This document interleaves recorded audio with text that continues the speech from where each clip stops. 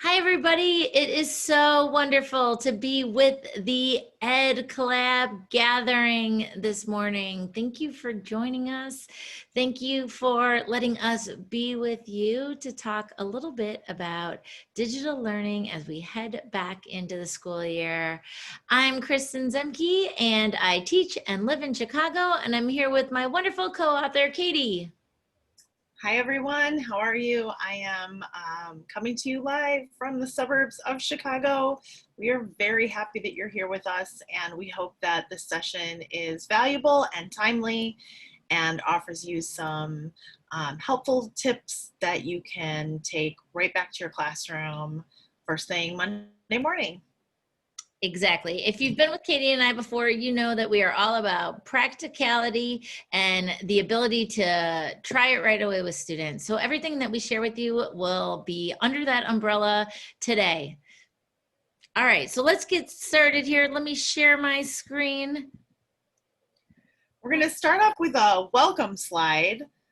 If this was a live webinar, we would actually have started with this slide before we even came on, but we still want to share it with you and model it because we think that some of these strategies are so helpful for kids.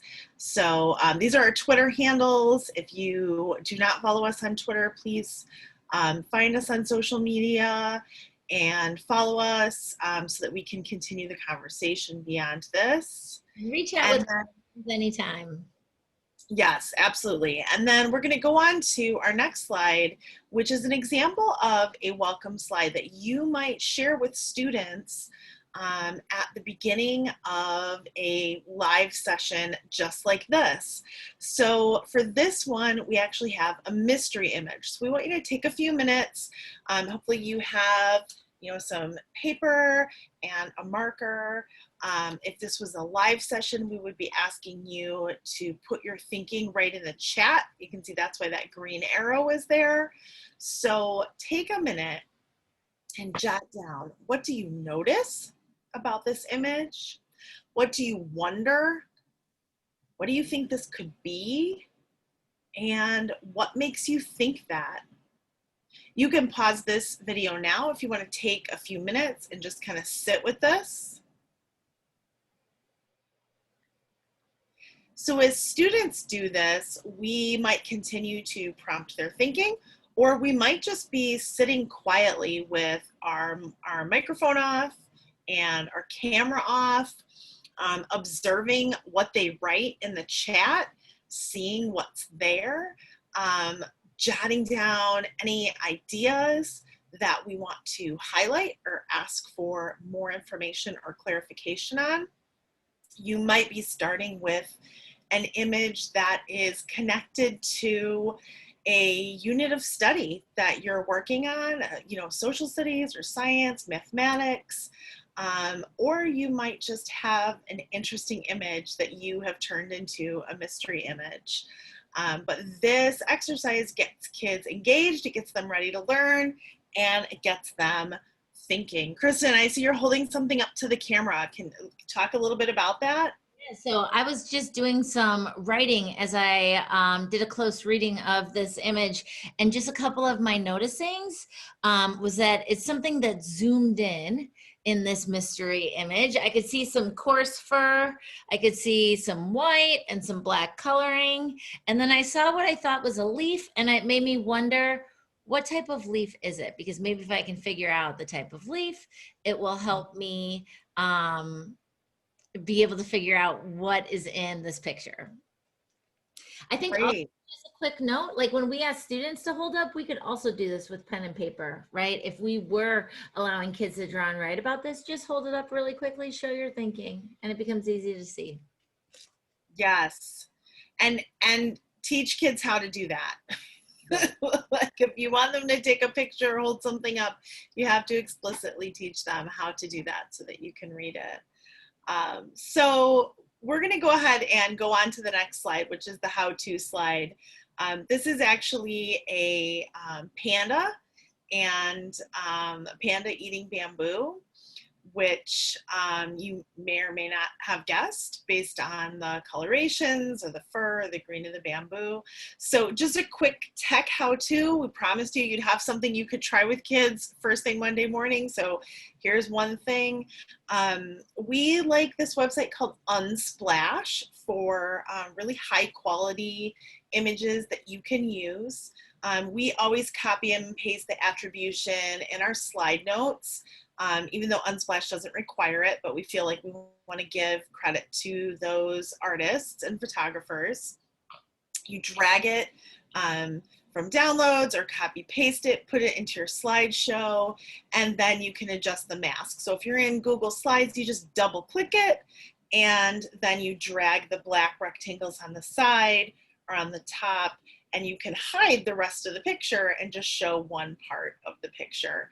And then you just resize it, make it bigger to fill up the space on your slide. And it's a really fun way to, you know, start off your lesson or to take a little bit of a brain break and get those brains thinking. Also, so many skills are compiled into this, right? When we think about comprehension, what you're doing is a close reading of an image, you're inferring, you're determining the most important information in that photograph, you're summarizing what you're seeing, asking questions. And so this is a great way to hook kids into the thinking right from the get-go, and also to do some sneaky writing beforehand, right? If we're writing in the chat, if we're writing on paper, we're writing and producing and building fluency without even knowing it some of the time, which I think is a huge benefit for writing production. Now, before we go any further, Katie and I want to talk a little bit about our tools of the trade. When you are behind a screen, you're still doing a ton of modeling. We're still doing so much teaching. And whether we're in class or at home, we have our tools of the trade, right? Our chart paper markers, our flare pens, maybe some permanent markers. Yep, Katie's got them. We also my oddly organized Sharpies in the back, pens in the front. So great. Whoa, person that puts them in the wrong space. We also have our sticky notes in case we need to jot something and hold it up really quick. Again, a simple teaching tool, whatever you have on camera, we can just hold up and do some writing and show students really quickly. My favorite tool of the trade is just blank white paper and a clipboard, because this can very quickly become my anchor chart that I'm making with students, right? And whether I am teaching from a distance or just making a video to multiply my instruction, I'm using a tool like this to show whatever I need to show with students. And then of course, the next most important thing, and maybe the most important thing, a book. Right? We need a handful of books within arm's length. When the technology fails, do a read aloud. When kids are needing some type of calming break, do a read aloud. Our books are our best friends, whether in class or at home. All right, so let me share this with you really quickly. All right. So I think before we get too far into this, it's really important just to acknowledge and to take a moment. There you go, my computer's freezing. To acknowledge what we did in the spring was not remote learning, it wasn't distance learning, it wasn't a hybrid or digital. What we did in the spring was emergency teaching. And emergency teaching because we had little to no plan for going fully remote. We maybe had just a couple of days to gather tools and to create content for students and to onboard students that haven't been online before. I also think it's an important use of language, right? Instead of calling it remote learning or e-learning or virtual learning, and talk about maybe you know, what was missing from that, we have to take the learning off of kids. It wasn't their fault whether they learned or didn't learn in the spring, but it was more a result of the teaching and the systems that we had in place. We learned a lot. We spent all summer adapting and adjusting for what this year could be. And so we're taking that learning from last year and going into this school year with a whole new approach and a mindset of possible. No matter what, we have more information. No matter what, we have better plans. And so whether you are face-to-face with students and using more technology or teaching remotely with students, we've got a number of different pieces you can use to really get back to what we truly care about and believe in, those best practices that are research-based, teacher-tested, kid-approved, and all of these elements where we're getting kids to create to show what they know. Love it. You want to jump in there, That's Katie? all I want to say. Love it. The color commentary is helpful, right? So maybe you might be on a Zoom call like Katie and I are right now with students. And I think if you're not right now, if you're in person learning, now is a great time to practice Zoom calls with our students, right? If we are in face-to-face or some type of hybrid setting, what we need to be doing is doubling down on some of the technology that we know kids are going to need should we go into a period of quarantine or at-home learning once again. So these first couple of weeks, let's introduce Zoom, let's practice Zoom, let's think about it. If you are teaching from home, right now, you're probably launching the school year on a Zoom call with students. And I think that there is absolutely purpose for whole class Zooms. We want to build relationships. We want to allow kids to connect and communicate and collaborate. But I think it's also really important to think about small group Zooms, and especially early in the year, if we're only working in a remote setting, so much of the teaching of the tech and of the actual learning and interaction moments are happening in small groups. Small groups are easier to communicate in, right? Like even as adults on a larger Zoom call, we're like waiting for our turn to jump in and like to share our thought. And because of the queuing and the timing of it all, oftentimes the conversation moves on before we get to share our thought. When we make those groups a little bit smaller, it's easier to share. It's easier to ask. It's easier to practice those listening and speaking skills. So if we're doing something for the first time, oftentimes we think about teaching it in that small group setting. Kristen, can I jump in for a second before you go into this next slide and just talk a little bit about small groups as far as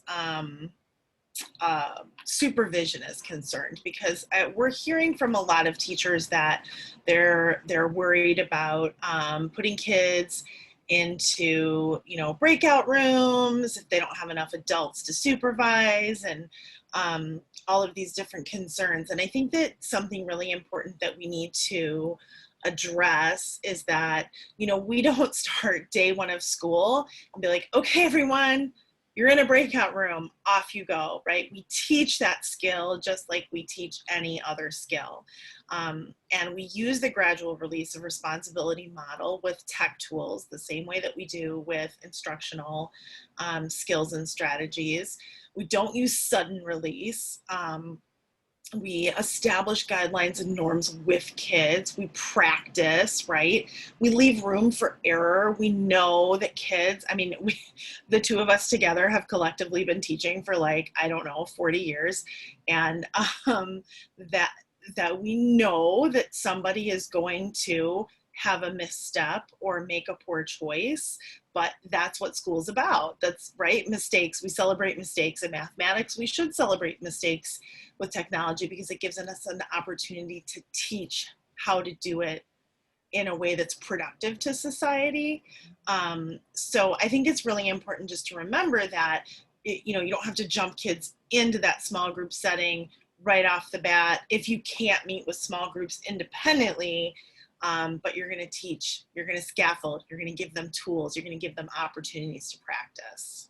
Such a good point. And Katie and I talked about this before. It's never like day 2 of school, we're sending first graders into the hall to do some work, right? Like we wouldn't do that on day 2 of school, but we would work into that. We'd start establishing collaboration norms. We'd model a lot with those small groups that we're doing. And then eventually we're working up to that. So such an important point to mention.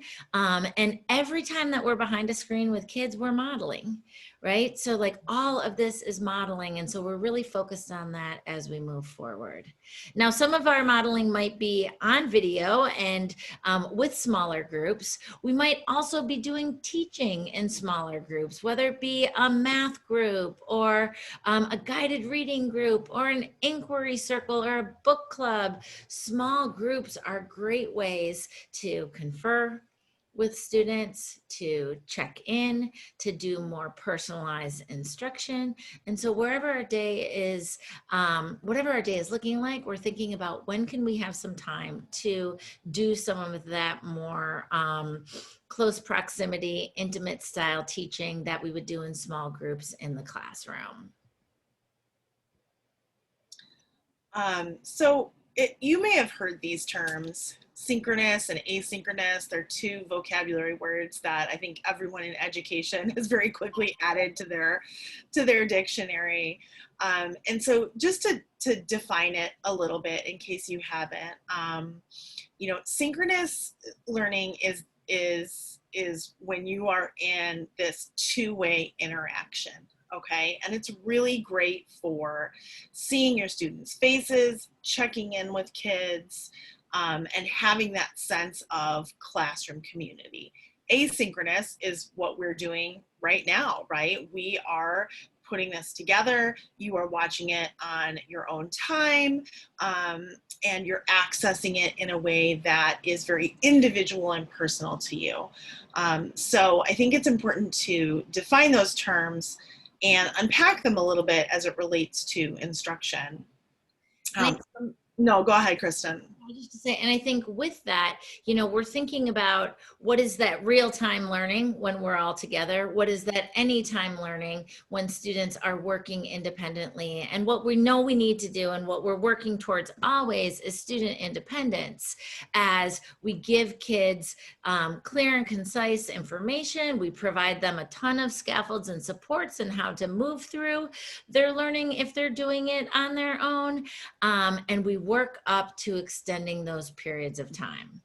Now, regardless of the type of learning that we're doing, what we're looking to do is really base it off what we know about brain-based learning. And from Tomlinson's work, we know that students under age 14 can spend 5 to 10 minutes. And for our K2, pre-K2 friends, we know it's a lot closer to that 5 minutes of passive learning. For our students that are older than 14, they can really only go 10 to 15 minutes. So if you think that you could just talk to kids for 40 minutes in a secondary setting, that's not going to be the most effective way. And so whichever age student you're working with, we're looking to chunk it into small manageable blocks. We're looking to be clear, concise, and consistent. And we're looking to give lots of opportunities for interaction, right? Anytime I ask students to draw or write, that's an interaction, right? That's an opportunity to take an eye break from the screen, to go back to paper, to do a little bit of different motor work. I have to move and turn. That's a body break for me too, right? The research is now showing anything such as a click is an interaction moment as well. So if we ask students to take a poll and click, that's interaction. If we're asking students to add to the chat, that's interaction. And so we're looking really closely at this timeline, and we're thinking about chunks of time that work for how kids learn. Yeah, I think that's so important because it's so easy to lose track of how much time we've spent talking in this format. And I also think that it's really easy to try and fill the space or feel the need to fill the space. Yeah. And so we have to examine that in ourselves. Like, are we giving that wait time? Are we pausing? Are we okay with quiet space in the Zoom? We want to think about as we're planning, what can be done synchronously and what can be done asynchronously. And that's going to vary based on content and schedule and your students' ages, but there's room for both. I think that a really important question that we need to ask ourselves is this idea of what does synchronous really mean? You know, we know that a lot of districts and state education departments have put out these mandates where they're saying you need to engage students in X number of hours of synchronous learning. Okay, so that doesn't necessarily mean, though, that, you know, a first grader should be sitting on a 2.5 hour Zoom call where they're just like this the entire time. So we're playing with these ideas of, you know, engaged synchronous, where there is this two-way conversation, or independent, because really synchronous means at the same time. So it could be that kids are still in a Zoom, right? Microphone off, camera off, we're all independent reading. I can still hear my teacher. I still have access to peers if I need help, but it doesn't necessarily mean that I'm in the screen, that I'm in this moment. So playing with those structures and strategies is really, really important. Kristen, do you want to talk a little bit about the screen time piece? Because I know you've done a lot of research with that. Yeah, and I just wanted to add on to the asynchronous stuff too, is just that when we're thinking about this, right, it's like doing a mini lesson in class, and we have the kids up close in the mini lesson. We do the instruction, and then we say, okay, go off and try it, right? And then kids have that time to practice doing the work. Then we might like meet with a small group and then let them go back and try it, right? But I think we do need to resist the maybe tendency to just keep talking, because just like in a classroom, we need to provide students time to actually do the work, to do the heavy lifting of thinking and learning. That's where understanding builds and grows. And so scheduling where there is that time, and then we come back together for a mid-work share. Hey, everybody, can you just take a moment from your independent reading? I wanted to tell you one more thing, right? And like we give that little piece, and then we go back to independent reading. Maybe we use little cueing systems or timers so kids know when to talk, but they have to be able to have the time to do their work as well. When we think about screen time and time on device, I think, again, another over application of a strategy. I talked about it this morning and said it's like when first graders first learn about using a period, and they're so excited and they know they're supposed to use it, so they put a period after every single word. Sometimes as adults, we over apply things too. And just because we're teaching more with technology, it doesn't mean that we need to be teaching only with technology. And so that's why we're huge advocates of the blank paper, and, you know, making your 2-column chart on your own at home, giving students the opportunity to even turn away from a screen if they're working, right? I want you to go and just document some of your thinking. Just keep your computer on. I'm saying to students all the time, just be where I can see you. You can lay on your belly. You can sit on the floor. Just tilt it so I can see you, so that we're ready to go when we come back, right? And that might vary for different age students or different groups of students. Maybe they don't have to have their camera on. Maybe the camera is a distraction. And so these are things that we're trying out and testing. We're going to ask students for feedback. We're going to be really great kid watchers and see how they respond, and then adjust our interactions based on that. Because what we're looking to do is add options for learning with some of these digital tools. It's not about replacing the other good things that we did. So we're still reading in paper books. We're still creating murals or charts that teach or graphics. But what we're looking to do is balance that. And we've been talking a lot about this idea of a workflow and how we craft some structures for kids to move throughout the time. And it can be structures for the synchronous time that we're doing, independent synchronous, but it can also be some really good structures for the asynchronous time. We say, okay, Thanks for being really attentive and working so hard in our 2 hours this morning. Now, for the rest of the day, I want you to go to Seesaw. I want you to go to Google Classroom. I posted some slides in there. The slides will walk you through step 1, step 2, step 3, step 4. And we just create those scaffolds and supports that move students towards that independence piece. And so a lot of times when we think about what this looks like, we think about our time teaching. And I think one thing that everybody is feeling this year is this urgency around instructional time. And we don't have as much, or we might not have as much, or what is this going to look like?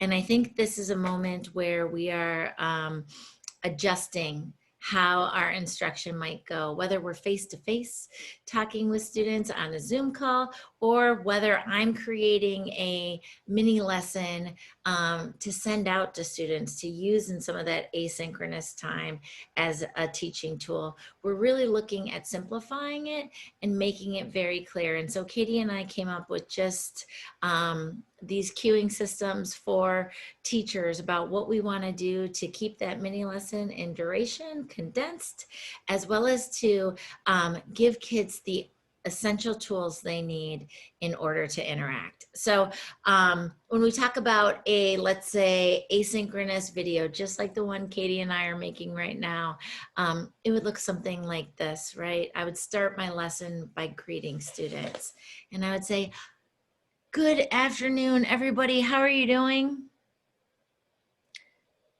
Okay. All right. If you need to speak to me, remember we've got that 15 minutes at the end of the day where we can all Zoom in, or people can Zoom in on an as needed basis for some follow-up conversation. Remember, today is Tuesday. It's a self-awareness day. So really be paying attention to what you're doing to get through this school day today. All right, so today what I'm going to do is teach you how to ask good questions from a video. We're going to be using a lot of video this year, and I want you to know how to ask questions in that video so that we can follow up and research them more later.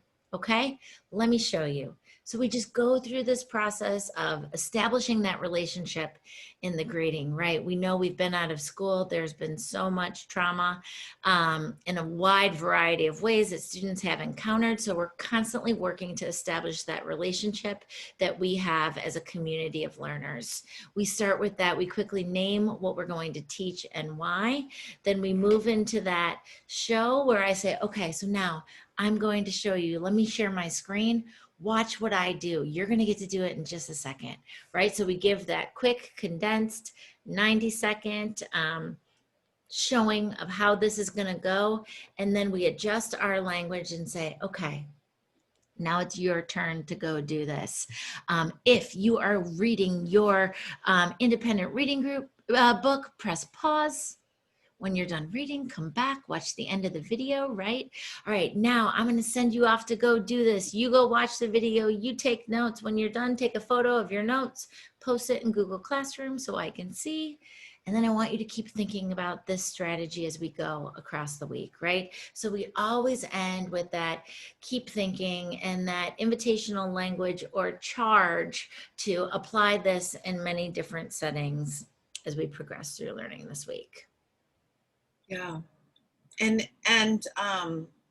you know, when we think about the greeting and building that community, you can go to the next slide, Kristen. I think it has some nice bullet points on it. It might be a mood check-in. We might be doing that social emotional work of, you know, asking students to check in with themselves, to identify how they're feeling in the moment. Sometimes we put out a Google form and have that daily check-in with kids, because that's data, you know, that's data too. If I've got a student who every day on their Google form, they're reporting that they're not good, they're not doing great, that's data for me to look at in order to inform my conversations with that student and the work that I'm doing with that student. And Google Forms is really great because you can have picture options, so even our littlest learners can use it. We might also just have kids do a quick check-in on the Zoom comments and keep it simple. we might take a break and do a mindful minute or a breathing exercise or a shoulder roll just to kind of start the day, right? Another way we greet kids is doing a quick book talk. We can book talk digital books on Epic Books or any other, subscription-based services that your district might have. And the simplest way to greet kids is just to make a connection to previous learning in a visual way. Yesterday we did this, or we've been working on, remember this chart that we have, posting those visual things so that we're helping kids recall previous learning that will be built upon in the session. That on that little try it box, there's a link to Blabberize, which is it's a really silly tool, right? It's just like, here's your picture, and then you draw a mouth and you make the picture talk. But I've seen some of the teachers that I work with using it as just, they've got a character, a favorite character from a book. Yesterday, you read this book about me, right? Just engaging the kids, something interesting, something different, keeping their brains ready to learn. And then when we think about moving on to that teach component, we're really looking at clarity. Like, it's so important. Everybody, all the different researchers are really saying that clarity is even more important with this type of teaching. We have to know where we're going. Our students have to know where we're going. So we want to make sure that we are stating that teaching point in very clear language, that we're repeating it often, that we are using any synonyms to help kids understand the terminology of the teaching point. We want to make sure that we use visual cues. You don't need to have like a wildly overstimulating visual supports like Kristen showed us earlier. It can be just paper and marker clipboard. It can be a very simple and direct slide that you show with that teaching point. In fact, in many respects, the overly complicated or overly decorated pieces detract from what you're trying to do. So don't feel like you need to go out and make a wildly elaborate Bitmoji classroom just to have a whiteboard with the teaching point. I'm not going to knock Bitmoji classrooms because, yeah, they're fun, and we've been using Bitmojis for years and we love them. But I think that what I see is a need to over decorate the Bitmoji classroom in the same way that maybe sometimes we've over decorated our classrooms. So I don't think Pinterest perfect always equates good teaching. Keep it simple, keep it clear, keep it minimal. And I think that, you really want to be clear about, how does today's learning help me? How does it connect to what we already did? How is it going to set me up for the future? Right? How does this matter to me as a learner? I'm learning this not because you, my teacher, are telling me it's important, but that I see the value in it. And that's so, so important. And I think that, the interactivity piece of it, there's, sorry, Kristen, can you go back for just a second?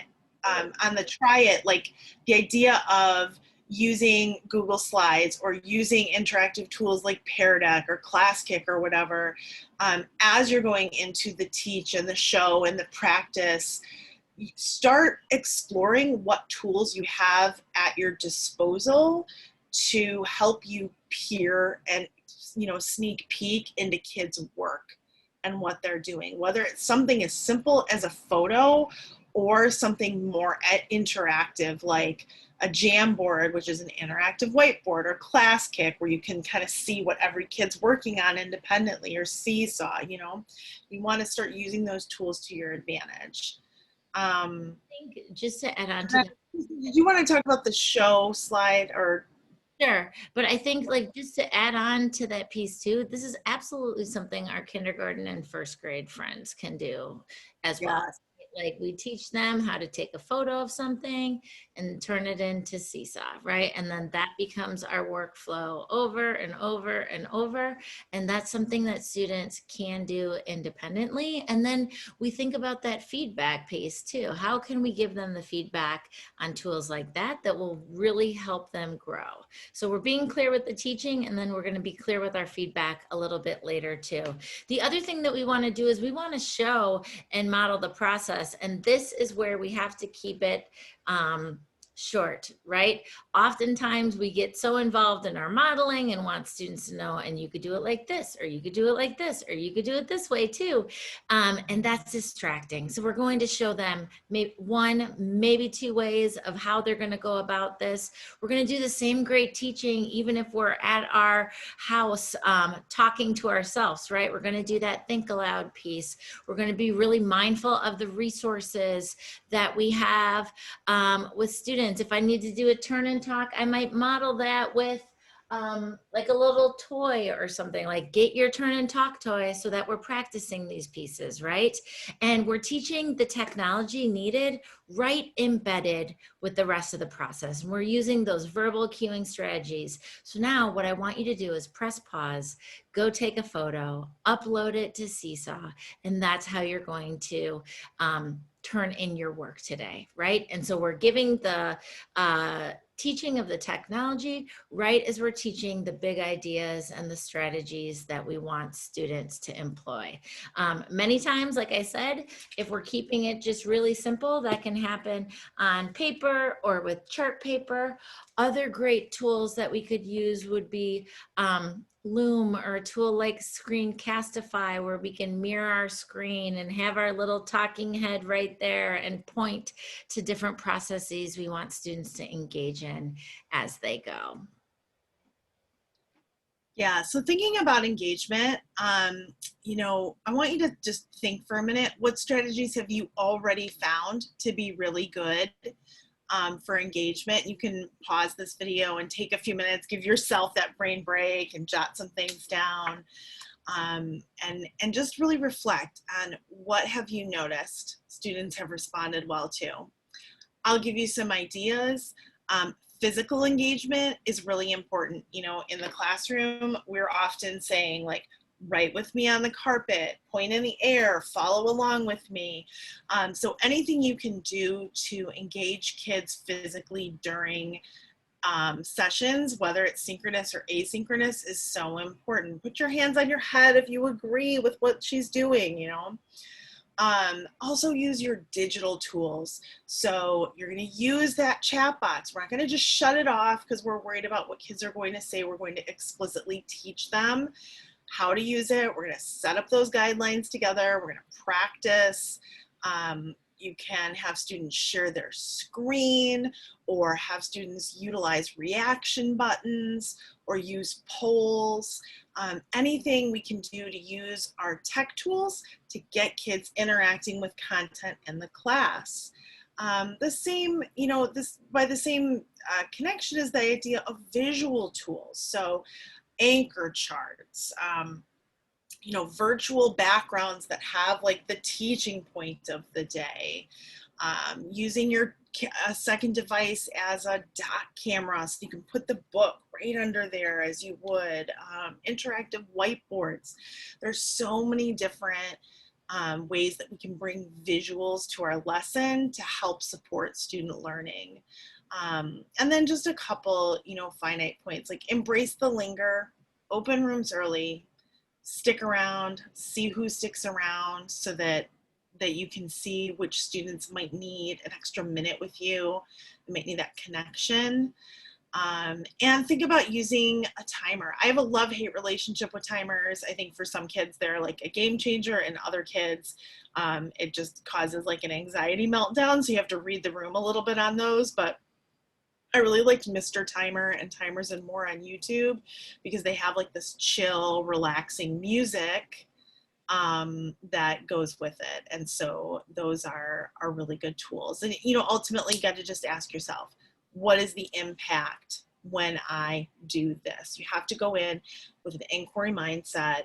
and be that action researcher in your classroom to see what is working well. And I think even simple things like that break from slides, right, that we're doing right now, that you, instead of death by slideshow, like we're having a conversation now, right? And like, you know me, and now you know, get to see what our classroom looks like or my home. And so varying it between us being on camera. And I think this is something that for some teachers is a growth point, right? Like sometimes we don't like how our hair looks or how our voice sounds on camera, but this again is that relationship piece that our students need. And it's also a break to bring the humanity back into all that we're doing across the course of this school year and our teaching. Let me just share a couple more things with you here. So we're talking about that greet, teach, show, do, keep thinking piece of our learning time together. And so we're trying some of these interaction strategies, and then we're also considering what our students need, right? Who are they as thinkers and learners? What respect will I show them if they're learning in their own home? As an adult learner, there is no way that I can sit up straight with two eyes on the computer tracking the teacher for 5 minutes, let alone 2 hours time. But we need to really be responsive. What are our kids showing us? This is our opportunity to be more responsive teachers than ever before. We're really looking at those pieces of independence too. We know that not every child will have an adult sitting next to them, supporting them with their learning. We also know that every child shouldn't have an adult sitting next to them, because we are growing and working towards independence. And so we're creating systems and routines just like we would do in the classroom, so that we can get kids to a point where they know what to do and can do it independently. This is why we're establishing systems and routines for our students. We're really looking a lot at the equity piece too. Who has access to more than one device, to maybe only one device that is shared across a family. And we're really looking at, this is a time for learning. This is not a time to be evaluating or making decisions about a child's learning environment or their conditions. So lots of those routines that we put in place. Stacy Shuis has a great post on some of these pieces, and we'll make sure to send those along so that you can click and read them whenever you end up watching this piece as well. Yeah. And I think there's just a couple examples of some anchor charts that we might create. We talked about the need to explicitly teach these skills. So, here's an example of like for a whole group Zoom. It's a self-reflection checklist. Am I ready? Right? Have I checked the welcome screen? If I'm having a challenge, if I sent a private message, am I in the best learning space I can be in this moment? Am I ready? Because we have to build those independent learners, even from our littlest learners.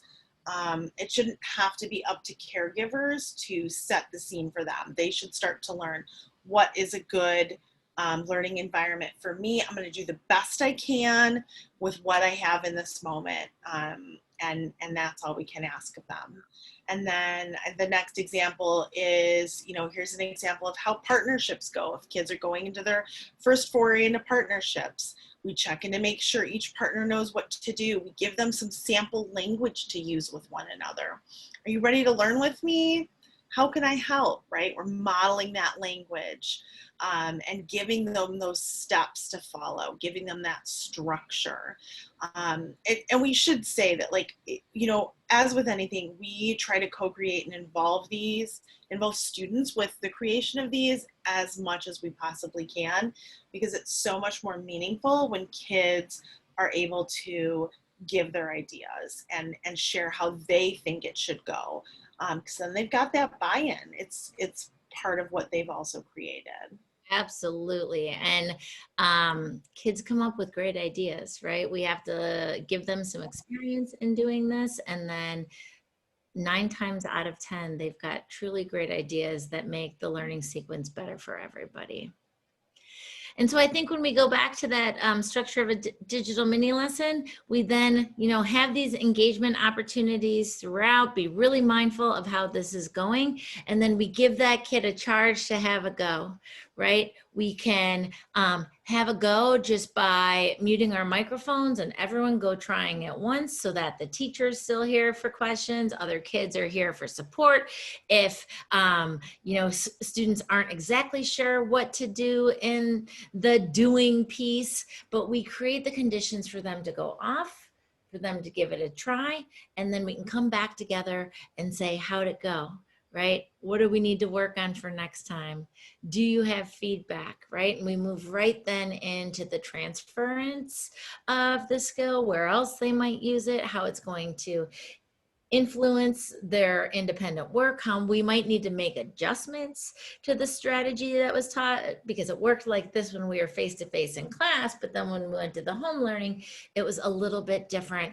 And then here we always take the time to restate the teaching point, give that reminder. So today we learned how to ask questions in a video, because this year we're going to use a lot of video, and sometimes questions are going to pop up in your head that require further research, right? And then we can just do some quick understandings. And this is often lots of time for engagement as well, right? The simple hold up your work, the simple post in the chat, show me what you did, here's a poll, all of those little pieces where we say, okay, this is what we worked on today. As you go off and do your work later, keep thinking about this, right? I'm going to check in with you tomorrow and see if we have any other ideas to add to the chart as we go. And that check for understanding piece is so, so essential. We really have to be working ways in to get those little dipstick assessments, those little checks, feedback from our students, because we're not there right next to them to observe them as closely as we might. And so we have to think about, how are we doing that? How am I checking in to see how they're doing? And how can that be quick and efficient and easy? And I think a lot of times just that picture of student work or that quick Flipgrid reflection video is such an essential way to do that checking for understanding work.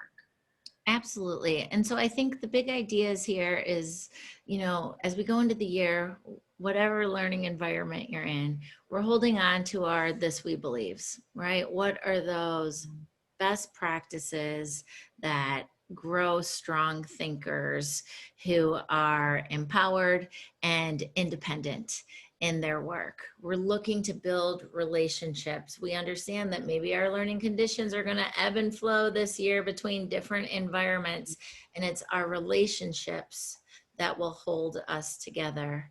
And then I think ultimately what we're looking is we're watching our students and we're being responsive teachers, as responsive as we can be, because we haven't done this before and they haven't done it quite like this before. And so we know that we're going to need to learn, adjust, and grow throughout the year. Yeah. Thank you so much for joining us. Yeah. Kristen has a slide that's got some info for some other places you can find us, some upcoming things. Yes. One thing I wanted to mention as Katie was talking and then the Zoom moment passed. So being mindful of how this happens for us, even as adults. Oh. We do have a sample student check-in Google form on our website. You can see the website is right down there, tinyurl.com, RTW 2021. This is where we're updating information throughout the year. Please check back frequently. We've got a couple of virtual courses coming up.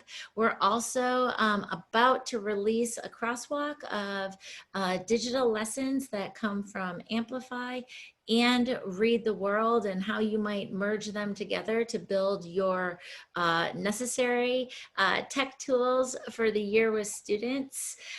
We have a webinar coming up October 1st with our publisher Heinemann, and our books are both all actually on sale 40% off through the month of September. So I hope this was helpful, and I hope you have a couple of takeaways to support your teaching, whatever that looks like this year.